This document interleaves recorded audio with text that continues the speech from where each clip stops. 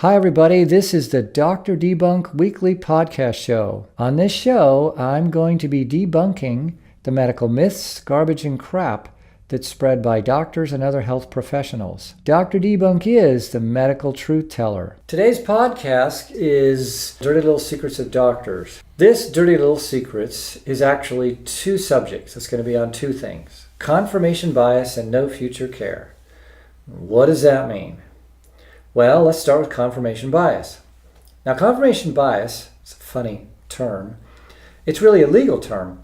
And what it means is that we all have certain life experiences that make us kind of prejudice or bias towards a particular belief or thinking pattern. And so, on a daily basis, we do go around trying to confirm that bias, confirm our way of thinking, or confirm our belief system. We want to make sure it's true. Now, why we do that is complex. It's a whole lot of psychology and hoo-hoo-ness, but it doesn't really matter. But it is a big deal, and we all do it. And probably the most dominant feature of why we do it is just to feel comfortable or safe about our beliefs every day. And a lot of this is subconscious. Because if we confirm kind of what we have naturally come to believe, that's just our security, that's safety. So let me give you an example, and then it's much more clear. Much more clear. It's a dumb way to say it. Anyway, the jury selection process is a great example of confirmation bias.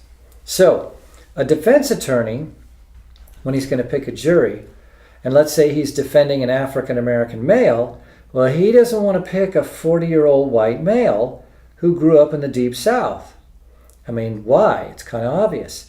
Because the attorney will believe that this man won't be able to overcome his confirmation bias prejudice about African American males. I mean, a white guy would generally believe that the defendant is guilty until proven innocent. It's not the other way around like it's supposed to be, innocent until proven guilty, right? Now, on the other hand, the prosecuting attorney, well, he wants to pick a 40-year-old white male for that very reason. Now, of course, this isn't always true, but generally it is more than not. That's how we are. Another example that's fun would be from the current political arena. I mean, President Trump has been president for about a year now. And you could accurately, honestly, say that he's got a big mouth. I mean, he talks a lot and he tweets a lot. But what does that mean, President Trump's big mouth? Well, a Democrat would say it's evidence of his bad behavior, his inability to control his mouth. That makes him unable to be a competent president. I mean, he's immature to talk like that. On and on. The rhetoric gets obviously a lot worse. You've all heard it. But a Republican would say, oh, I love his big mouth because he speaks the truth. A Republican would believe he's reasonable and rational. He just likes to shoot off his mouth. I mean, he's always had a big mouth. He's not doing anything different with his mouth since he became president. He's been blabbing in the news for 30 years. So each side would believe their inherent confirmation bias based on their own life experiences about why Trump does what he does. I mean, since the Democrats didn't get their gal, they're confirming their bias that Trump has to be bad. Well, the Republicans got their guy, so they're confirming their bias that Trump is good. Everybody does it. It's pretty impossible for us humans to see ourselves do this, but we're doing it. See, humans can't do introspection. And what that means is we cannot look in the mirror and see who we are. Only the people that are consistently and repetitively in your life can say who you are to an accurate degree, which would include your particular confirmation bias. I mean, someone has to see me behave in a consistent, repetitive pattern, like, say, a confirmation bias about something, and then they could describe how I do it. So what's the point of this long diatribe about confirmation bias? Doctors have confirmation bias also. In medicine, we are constantly confirming our bias about how to treat patients, all patients. And the problem is we don't really distinguish between patients that are broken with disease and patients that are not broken with disease. And what that means is we study the early detection of disease, the diagnosing of disease, and the treatment of disease. Therefore, if you ask your doctor a question about prevention, the doctor's going to give you a disease-based answer. Even though prevention has to do with a non-disease state, we give you a disease-based answer because that's what we do. We treat disease. We confirm our own bias every day on what we do, which is treat disease patients. That's what we do. Every day we see people broken with disease. And drugs and surgery are our main tools. But this doesn't work if you're not broken with disease. This approach won't help you preventing disease or promoting optimal health. Why? Why is that true? Well, first and foremost, when you talk about drug therapies is, all drugs taken long enough will kill your liver and kidneys and other organs in your body. But it takes such a long time, 25 to 40 years, that doctors, it's not something we think about or study. And since we believe through our bias that everyone will finally die of disease, we treat everything with drugs and surgery. That is the problem with the classical medical approach. Plus, it's not true that everyone dies of disease because people die of old age. And that's just where an organ system finally wears out. But doctors don't think in those terms because it's only 5% or so of Americans that die of old age versus disease. So we have a 95% confirming bias, and doctors believe that preventing or stopping disease is achieved by using drugs or surgery. And then that will get you the average lifespan of 72 to 80 years. But it's not really preventing, it's just delaying the onset of disease and then death. See, because we don't recognize the difference in medicine between an organ that wears out of disease versus an organ that wears out of old age. Now, I know I just said a lot, but here comes that statement. Therefore, we have confirmation bias as doctors to answer all of your questions and then to do all your treatment based on the belief that drugs and surgery will prevent disease until the inevitable death from disease because it gets everyone in the end. The disease that everyone must get in the end. But it's fiction because it's plain to see through clinical practice and autopsies that some people die of old age. There is a vast difference between a body that dies of disease and a body that dies of old age. But we don't study that in medicine. We don't study the factors that make people die of old age. So, okay, what's the point of this long, twisted discussion then? Going to your doctor to inquire about preventing disease, to inquire about health and wellness education, to inquire about what we call now optimal health training, it's not a good thing to do because we don't study these things. Because we're going to give you an answer based on our inherent bias, which is confirmed every day by treating people with disease. Confirmation bias of disease. So, finally, here's an example to help you get it even more. Let's say your next door neighbor is a carpenter, and he's a good carpenter, and he's a specialized carpenter. He's a restoring carpenter. That means he restores and fixes up old furnitures, and he's an expert. I mean, he's very good at it.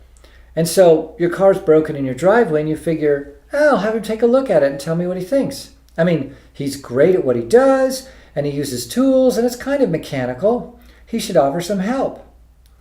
But really, if he takes his skill saw to your car, it's not going to look good when he's done.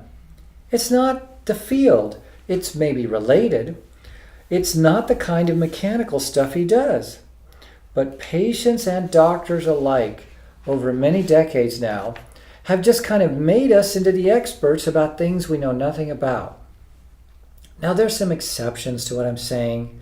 There's a little bit of prevention in medicine, but really, it's early detection of disease has been called prevention. The bottom line is your doctor defines early detection as meaning prevention, but it's not. Your doctor is confirming his or her bias by watching people die from disease at 72 to 80. And so if you go along with that bias, that's what you will get. And you'll need medications to help you live to that time. And your doctor continually confirms that every day. The medication thing, your doctor sees that people live longer by taking medications, but that age limit is 72 to 80. And so unfortunately, over many decades, this has given rise to doctors giving non-diseased people medications, thinking that's what you need to prevent the early onset of disease and death, which is true, but you're still going to get the disease, it's just later. But we think that you can get the same prolonging life outcome for non-diseased people by using chronic medications, but it won't work. So let me give you a little example to further drive home this point. So let's talk about blood pressure. A lot of people have high blood pressure. The problem with taking a pill to normalize your blood pressure is that 30 to 40 years later, that pill will be wrecking your kidney and liver. As I mentioned earlier, all medications, all of them without exception, are going to kill your liver and kidneys and other organs if you take them for 30 to 40 years. If you take the pill, you're going to do better. You're still going to die of something for one of two reasons. The first one is you have high blood pressure because of a crappy lifestyle, and it's not fixed by the blood pressure pill. And the second thing is, even if you don't die of complications of blood pressure because you take your medicines, you're going to die of the side effects of the chronic medications use. But we doctors choose to believe that the pill really didn't contribute to the liver failure in the end. It was something else. Or when it becomes obvious that the pill is the cause, we just switch it and say to ourselves, well, without the pill, you would have been dead 15 years earlier, so it justifies the chronic use of the medication. Now, there's so many problems with the logic I just said, I could just vomit.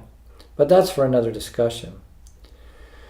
We just choose as doctors to believe that the medications in the end aren't causing dementia, liver disease, kidney disease, and numerous other problems.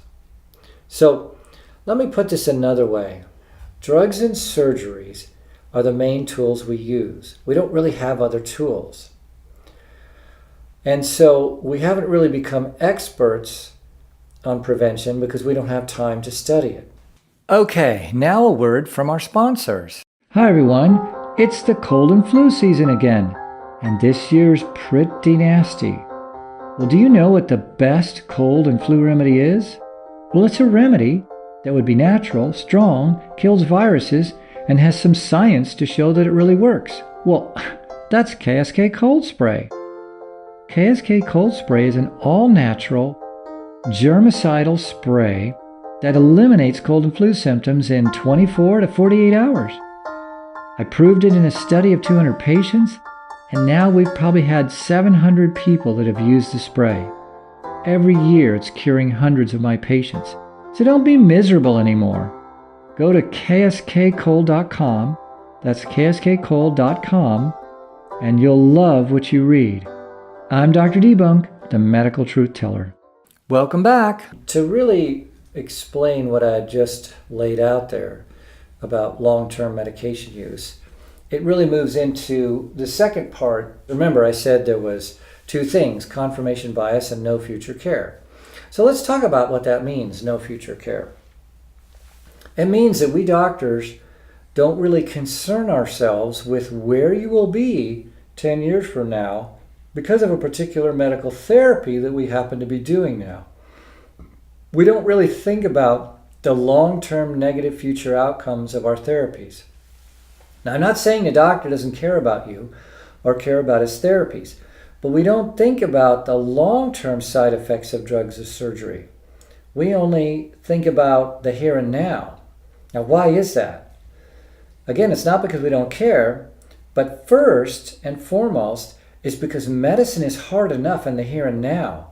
I mean, if you're treating a patient who's broken with multiple diseases, who's on 5 to 10 medication, it's hard enough to make that work for today and the next week or month, let alone to think about where it would be 2 years, 10 years from now. There's just no way. We're trying to make patients stable and give them the best quality of life right now. So to consider that where they would be 10 years from now, 5 years from now, it would take so much more time, it would make medicine virtually impossible. It's just not practical medically. Now, over the last 5 years, I have aggressively moved away from that with my patients. I consider long-term outcomes of chronic medication use more than ever. I'm more interested in many ways. I care more about my patients in many ways, where they'll be 10 years from now, than what they're trying to get out of me right now today. I mean, patients sometimes want to use medications for today that have really bad long-term outcomes, and I just won't do it. I try to explain it to them, but some people leave me because it's like, no, I'm not going to be a licensed drug pusher, so you can get some relief now at the expense of your future. I just won't do that. I've practiced too long and see where that movie goes, and it's not a happy movie. Now, there's another compelling reason or reasons why we doctors don't think about long-term side effects. I'll come back to that, really the main one. The bottom line is you, the patient, have to learn about what is going to be the outcome of a chronic medication use. This is true for all medications and surgeries, especially surgeries. That means if you're going to get a surgery, what is going to be the long-term outcome, especially if that surgery goes bad? You really need to look into it. You can't just depend on your doctor, because you can never go back once you go under the knife. Once you get chopped, you're chopped. There's no going back. And you must consider this and the long-term problems, because your doctor's not going to think about long-term outcomes regarding surgical effects. It's just like drug therapies. A surgeon thinks about the possible immediate side effects or the side effects of a few months. So let me tell you the biggest reason why we doctors don't seem to care about long-term side effects from drugs and surgery. It's not because we don't care, it's because it's an unknown. It's because we have no data. We have no scientific studies. What does that mean? It means the main reason we don't think about this is because we don't know what the side effects really are from long-term drug therapies or surgeries. Why?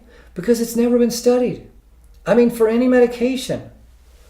It really hasn't. That may shock you, but there is no medication that's ever really been studied for any length of time.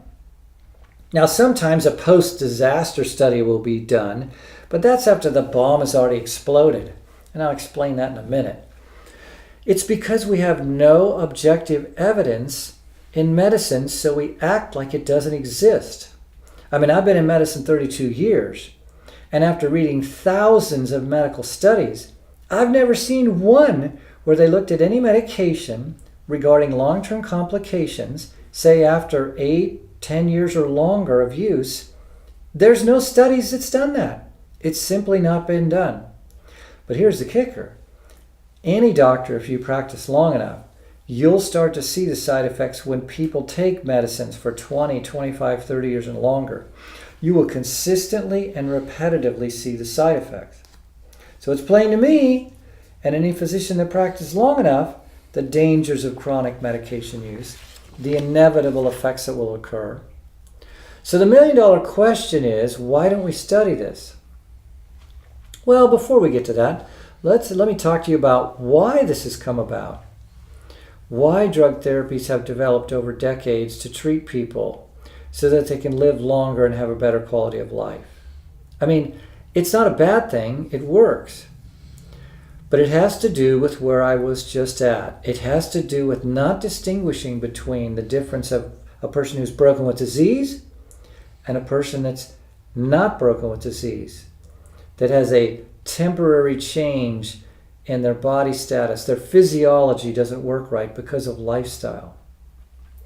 The problem is, as I mentioned, we have imposed our disease thinking upon non-disease patients. So, for example, people get high blood pressure, high blood sugar, high cholesterol somewhere in their adult life, 35, 40 and older. And all the other symptoms that non-disease people can get, we doctors start giving them medications chronically, acting like it's the fix. We say this to patients all the time. Well, I don't, but most doctors do. They'll say, you have to take the medicine for the rest of your life to be fixed. That's false. That's a Dr. Debunk alert, Dr. Debunk alert. It's not true. Non-diseased people, when non-diseased people have blood pressure that goes out of control, it's because of lifestyle. At 45 years old, when someone's blood pressure goes up, it's consistently elevated, it is due to things like they haven't been exercising for the last 15 years. They have high stress lifestyle. They have chronic insomnia. They have high carb diet. And this list goes on and on. Now I believe, as do most of my colleagues in this field of optimal health, that 90% of the causative factors for non-disease patients that have a consistent abnormality of the normal function of your body, it's due to lifestyle. Let me say that again because I said a lot. If you're 45 years old and you get diagnosed with high blood pressure, it's because of your crappy lifestyle that you have high blood pressure. You're not broken with disease. If you fix the lifestyle, the blood pressure will normalize. If you have high cholesterol because of a crappy lifestyle, fix the lifestyle and the cholesterol will normalize. But in medicine, we just give drugs. And we tell a 45-year-old you have to be on the drug forever. Now, it wasn't always this way. But in the 32 years I've been a doctor, it's become the acceptable thing to do. It's become the epidemic thing to do. And you know why it keeps going like this? Because doctors believe it's a good thing. And here's why. Doctors know that you're going to die somewhere between 72 and 80. Depending who you read, that's the average American lifespan. And so, about the time that chronic drug therapies are going to start messing up other parts of your body, you're going to die of something else. Because you're going to die at 72 to 80. You're going to die from some disease, whatever disease is eating you up. But at the same time, generally, the side effects from your chronic drug therapies are going to be coming to maturity, and it all gets thrown in and attributed to the disease process. Even when we see as doctors the complications of chronic drug use on your kidneys and liver, you're probably dying of something else anyway. And so it's basically ignored. The problem of chronic drug therapy gets ignored. And what complicates this process even more is the fact that we're not really stopping the disease process with our chronic medications. Now, doctors would really disagree with what I'm about to say, and I'll say it by example. High blood pressure pills will supposedly stop you from having a heart attack or stroke, but that's not true. It just delays the onset. It doesn't really stop it, it just delays the onset when you get the heart attack and stroke, because that's a big connection. If you have uncontrolled high blood pressure, you're finally going to get a heart attack or stroke. What's going to happen is you'll just have the heart attack or stroke later in life if you take your medications. Why is this true? Because the real cause, or the true cause, of you having a heart attack is your crappy lifestyle. The blood pressure pill just delayed the heart attack until you were 70 instead of 55. See, because you began to take your medicine faithfully at 45 when you have symptomatic high blood pressure, you're getting headaches, you feel the pounding in your ears. You faithfully took it so you won't have the heart attack 10 years later at 55, but you're going to get it later anyway at 70 or later. Now, this is not always true, but it's mostly true, because the heart attack and stroke is caused from the crappy lifestyle. And the blood pressure pill doesn't fix the crappy lifestyle. But in medicine, well, or common sense would tell you it's better to die at 75 than to die at 55 because you were compliant with your medicines. But that's the best doctors can do. That's the best we can do with our drug therapies. But conversely, or to contrast that, living an optimal health lifestyle will prevent the high blood pressure from ever occurring and the other factors that go with it, so you never get disease in the first place. But what's easier? Is it easier to change your life, which takes years, or just to pop a pill? It's self-explanatory. We take the easy road. So to conclude this long discussion, you must be the one who's concerned about your long-term outcome from chronic medication use. If you're not broken with disease, you need to learn how to live differently so as to get off the medication. When your doctor tells you there's no significant side effects from this medication, he is ignorant of the reality of where you will be 20 to 40 years later from taking any pill on a daily basis. Every medicine will finally kill your liver or kidneys or some other organ with chronic long-term use. It is outside the scope of medicine to be concerned with the chronic long-term side effects of daily medication use. We just don't consider it until we're forced to, which is usually due to the large number of patients that suffer from the side effects. But it takes decades for that to occur. It takes decades sometimes to see what these effects are because it's not being officially and formally studied in medicine. So remember what I said above.